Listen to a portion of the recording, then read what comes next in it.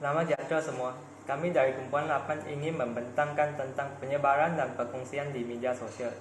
Sebelum saya memulakan pembentangan ini, saya ingin memperkenalkan ahli kumpulan saya, iaitu Muhammad Haziq bin Haiman, Beijing Wei, Muhammad Haikal Daniel bin Muhammad Fauzi, Wan Muhammad Adam bin Wan Nazlan, dan saya Goh Cheguan. Saya akan memulakan pembentangan ini dengan pengenalan. Pada masa kini, penggunaan internet telah menjadi salah satu keperluan harian. Ini telah membawa kepada peningkatan penggunaan media sosial. Andreas Kaplan dan Michael Hellin mendefinisikan media sosial sebagai aplikasi berasaskan internet yang membina asas-asas ideologi dan teknologi Web 2.0 dan yang membolehkan penciptaan dan pertukaran kandungan buatan pengguna. Antara media sosial yang digunakan oleh orang ramai ialah YouTube, Facebook, WhatsApp, dan Instagram. Kemudian, penggunaan media sosial membolehkan pengguna berinteraksi dan mengenali satu sama lain tanpa halangan. Selain itu, media sosial juga merupakan satu alat penyebaran yang paling berkesan pada masa kini, kerana penggunaan media sosial tiada had umur. Seterusnya, kajian statistik Joska Mueller menunjukkan bahawa bilangan pengguna internet di Malaysia akan terus meningkat pada masa hadapan. Oleh itu, isu tentang kebaikan dan keburukan media sosial perlu dititik beratkan oleh rakyat Malaysia. Profesor Ulung Dato' Dr. Syamsul Amri Baharudin selaku pengarah Institut Kajian Etnik Universiti Kebangsaan Malaya berpendapat bahawa keburukan media sosial adalah seiring dengan kebaikan yang dibawanya. Ini disebabkan media sosial merupakan alat yang berkesan untuk berkongsi maklumat, tetapi ia juga disalahgunakan oleh sesetengah pihak untuk menyebarkan fitnah dan maklumat palsu. Latar belakang kajian ini adalah pandemik COVID-19 telah mengubah gaya hidup masyarakat secara keseluruhan, dan salah satunya adalah bekerja secara atas talian. Ini telah membawa kepada peningkatan penggunaan internet, terutamanya media sosial.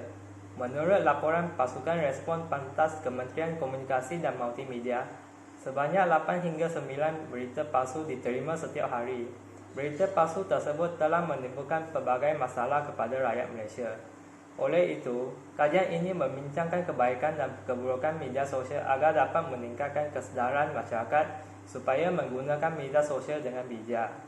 Objektif kajian ini ada dua, iaitu mengenal pasti kebaikan media sosial dan mengenal pasti keburukan media sosial. Seterusnya, saya mempersilakan rakan saya Muhammad Haziq bin Haiman untuk membentangkan bahagian dapatan kajian. Dipersilakan. Oh, hi. Terima kasih Go di atas presentasi yang hebat tadi. Okey, pada dasarnya, penyebaran dan perkongsian di media sosial mempunyai pelbagai kebaikan dan keburukan. Antara kebaikan penyebaran dan perkongsian di media sosial ialah memudahkan untuk menyebarkan sesuatu berita. Demikian dapat dilihat apabila media sosial seperti Twitter, Instagram, Facebook telah menjadi tempat tumpuan untuk menulis dan memperoleh sesuatu berita. Sebagai contoh, pada tahun 2021, Malaysia telah ditimpa musibah iaitu banjir. Bukan? Media sosial seperti Twitter telah memudahkan pengguna mengetahui tentang lokasi dan keadaan mangsa banjir. Media sosial seperti Instagram dan Facebook pula telah menjadi tempat untuk mengumpulkan sukarelawan demi membantu mangsa banjir. Kebanyakan golongan yang mempunyai pengaruh yang tinggi di media sosial telah menggunakan pengaruhnya untuk memberi kesedaran terhadap masyarakat di samping mencipta badan sukarelawan dan membantu mangsa banjir. Contohnya seperti Nilofa telah menghulurkan bantuan kepada mangsa banjir melalui Pertubuhan Kasih Nilofa. Nilofa telah menggunakan media sosial sebagai langkah membantu mangsa banjir selepas mengetahui keadaan mangsa banjir melalui media sosial miliknya. Selain itu, media sosial juga boleh memudahkan penyebaran berita yang penting seperti pemburuan pihak polis, contohnya pembunuh, perompak, penagih dadah. Hal demikian telah mempengaruhi kepada keselamatan negara kita. Keadaan sesebuah negara mungkin akan terjejas sekiranya orang yang diburu pihak polis tidak dikenal pasti oleh umum. Kesannya, bersalah tidak merasa gentar dan mungkin akan berbuat kesalahan seperti itu lagi, lantas menyebabkan masyarakat menjadi kucar-kacir. Ini kalau umum tak mengetahuilah. Sebagai contoh, pada 14 Jun tahun 2021, utusan online telah menyebarkan gambar kumpulan penyamun yang dikehendaki polis yang telah merompak di sebuah pejabat di Kelang ke dalam Instagram.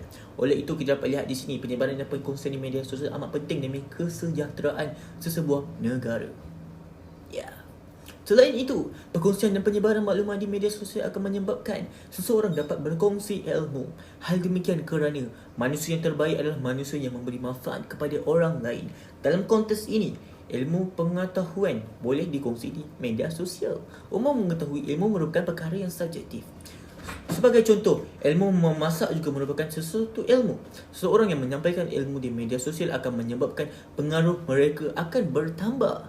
Ya, sebagai contoh, pusat tujuan PTTI telah menggunakan platform seperti Instagram, YouTube dan Facebook mereka sebagai cara mereka menyampaikan ilmu. Pada mulanya, mereka memberi ilmu secara percuma. Namun begitu, untuk seorang pelajar mengetahui lebih mendalam tentang sesuatu yang dipelajari, pelajar itu boleh menghadiri kursus yang dibuat oleh PTTI. Oleh itu dapat dilihat di sini, media sosial telah menaikkan pengaruh pusat tujuan itu lantas menaikkan pendapatan dan mereka juga dapat memberi manfaat kepada orang lain.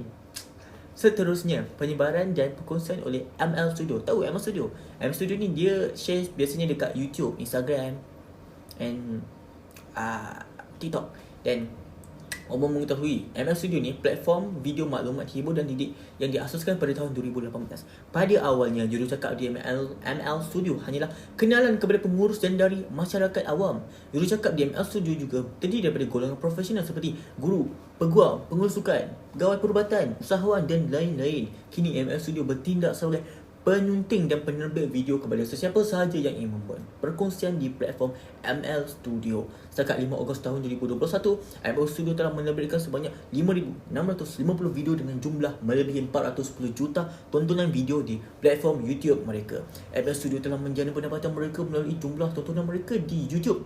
Oleh itu, kita dapat lihat di sini, penyebaran dan perkongsian di media sosial dapat menjana pendapatan. Okey, seterusnya saya ingin menyerahkan kepada Benji Wei untuk isi yang seterusnya. Terima kasih. Media sosial dapat memberikan manfaat kepada kita, pada masa yang sama dia juga datang dengan keburukannya. Terlebih dahulu, kelebihan media sosial ialah kita boleh menjangkau khayal ramai serta-merta tanpa sebarang sekatan pada sempatan dan zon waktu. Ini memberikan kita peluang yang terbaik untuk menerbitkan maklumat berguna kepada masyarakat umum, terutamanya semua maklumat yang berkaitan dengan virus COVID-19 dengan kemunculan varian baharu COVID-19 Omicron.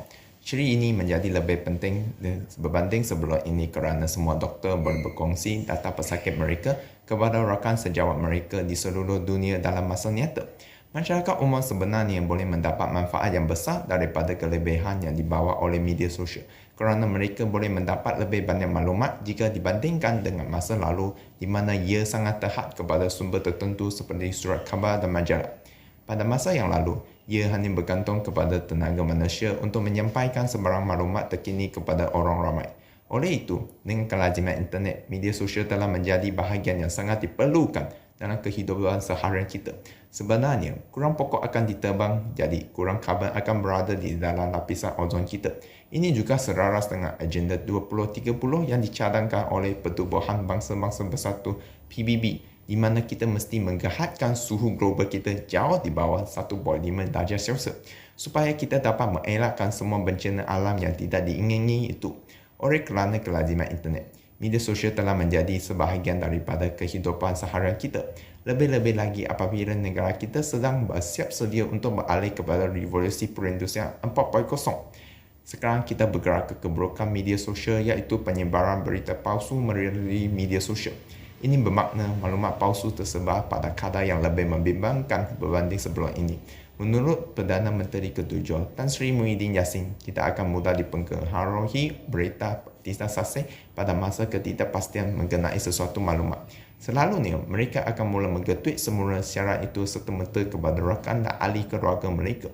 Ini akan memberikan kesan yang meluas kepada semua pengguna lain di luar sana kerana kebanyakan kita sudah terbiasa menyerap berita atau maklumat baharu tanpa menggesahkannya. Selepas itu, ini akan membawa kepada pembuli cyber terhadap orang tertentu oleh netizen yang lain. Akibatnya, ini akan mewujudkan lebih banyak stigmatisasi sosial terhadap pesakit COVID-19, terutamanya melalui media sosial. Oleh itu, menurut Menteri Kesihatan Pegas, Dr. Seri Dr. Aham Baba, pengguna wadah media sosial perlulah memberikan respon yang bertanggungjawab dengan segera bertindak menapis informasi salah yang boleh mencerarukan lagi minda warganet. Jelas sekali, isu ini akan menimbulkan lebih banyak masalah sosial dalam masyarakat kita kerana lebih banyak kata-kata kebencian menular dengan pantas di media sosial yang akan menyebabkan keharmonian di kalangan rakyat kita terancam kerana pembuli cyber sering membawa kepada konflik dan menimbulkan salah faham di kalangan kita. Sekarang saya akan serahkan kepada Haikal Daniel untuk menghuraikan isi seterusnya. Seterusnya, penularan berita palsu untuk menjatuhkan reputasi dan imej individu juga antara kesan buruk dalam penyebaran dan perkongsian maklumat di media sosial. Terdapat sesetengah pihak yang sengaja menularkan berita palsu bertujuan untuk memusnahkan reputasi seseorang individu, organisasi maupun kerajaan yang ingin dituju olehnya. Contohnya, pihak yang tidak beretika ini menyebarkan sesuatu artikel yang berunsurkan fitnah tanpa sebarang bukti berkaitan pihak yang mereka ingin aniaya. Kesannya, perkara tersebut akan terus berulang tayang di media sosial dan reputasi mangsa akan menjadi buruk dan akan terus terpahat dalam hati masyarakat. Niatnya hanya satu, iaitu bertujuan untuk mendapatkan laba politik serta mengatasi mangsa melalui media sosial. Tambahan pula, maklumat tersebut diterima bulat-bulat oleh masyarakat sehingga ia menjadi tular dan terus tersebar di media sosial. Ini boleh mengancam keselamatan negara. Hal ini kerana musuh negara akan terus memerhati kelemahan akan benteng negara sepanjang masa. Jika berlaku sikap fitnah-memfitnah ini menjadikan musuh akan mudah untuk mempengaruhi masyarakat negara. Yang ini mengakibatkan pertahanan Malaysia menjadi rapuh dan mudah dicerobohi oleh pihak musuh negara. Oleh yang sedemikian, pihak masyarakat semestinya sentiasa bersatu padu sesama sendiri dan terus berwaspada kerana kita tidak tahu siapa musuh dalam selimut kepada negara kita. Bukan itu sahaja, kesan buruk yang lain bagi penyebaran dan perkongsian maklumat di media sosial ialah isu penghangatan unsur perkauman yang boleh menyebabkan terjejasnya keharmonian kaum. Timbulnya unsur kebencian tanpa usul periksa apabila pihak yang tidak bertanggungjawab ini menggunakan media sosial untuk memberikan perspektif yang tidak tepat dan tidak betul tentang sesuatu kaum lain. Tambahan pula, sekarang ini terdapat banyak info berkaitan negara yang tidak tepat dilihat seolah-olah sahih secara kebetulannya, dan pengurusan pihak berkuasa amatlah penting dalam mengatasi masalah ini, dan jika tidak, risiko untuk berlakunya perpecahan kaum amatlah tinggi. Dalam masa yang sama, ianya telah menjejaskan perisai negara terhadap musuh. Disebabkan negara kita, Malaysia, yang mempunyai masyarakat yang majmuk dan bercampur kaum, perpaduan kaum itu sendiri memainkan peranan yang penting dalam keselamatan negara. Ini kerana jika perkongsian maklumat di media terus digunakan ke arah keburukan, ianya akan terus menyebabkan sikap tolong-menolong antara satu sama lain akan terkubur. Oleh yang sedemikian, pengguna media sosial seharusnya mengesahkan dahulu tentang kesahihan maklumat tersebut, dan kepada pemula penyebar seharusnya berfikir sejenak sebelum penganiayaan tersebut merupakan adalah satu kezaliman, kerana penyebaran maklumat dalam media sosial amatlah mempengaruhi sikap masyarakat setempat di sesebuah negara. Itu sahaja antara kesan-kesan buruk penyebaran maklumat di media sosial. Saya serahkan kepada Wan Adam untuk penutup dan kesimpulan. Jadi, untuk kesimpulan, sebagai rumusan, penyebaran dan perkongsian di media sosial ada buruk dan baiknya yang tersendiri. Jadi, kita sebagai pengguna media sosial yang bijak, mestilah menggunakan platform ini dalam memberikan kesan yang positif kepada masyarakat sekeliling, terutamanya golongan muda. Justeru seboleh-bolehnya mengelakkan kesan negatif terhadap masyarakat. Jadi dalam pandangan Islam juga amat mementingkan umatnya untuk mengajak orang membuat kebaikan dan mencegah dari berbuat kemungkaran ataupun perbuatan yang tidak baik. Jadi perbuatan ini dipanggil amar ma'ruf nahi munkar, atau maksud spesifiknya ialah mengajak kebaikan, mencegah kemungkaran. Jadi ungkapan ini sering kita dengari namun tidak ramai yang mengamalkannya. Jadi akhir kata daripada saya, marilah kita menjadikan platform media sosial ini sebagai penggerak ataupun pemacu negara ke arah kemajuan, dan dalam masa yang sama dapat melahirkan golongan muda yang berwawasan dan berjaya. Jadi seterusnya, kumpulan kami telah menyediakan satu kuis spontan. Jadi anda semua bolehlah klik link di bawah, ataupun kami telah sediakan link di description Jadi anda semua bolehlah cuba menjawab soalan ini ketika masa lapang. Jadi itulah daripada kami. Sekian, terima kasih.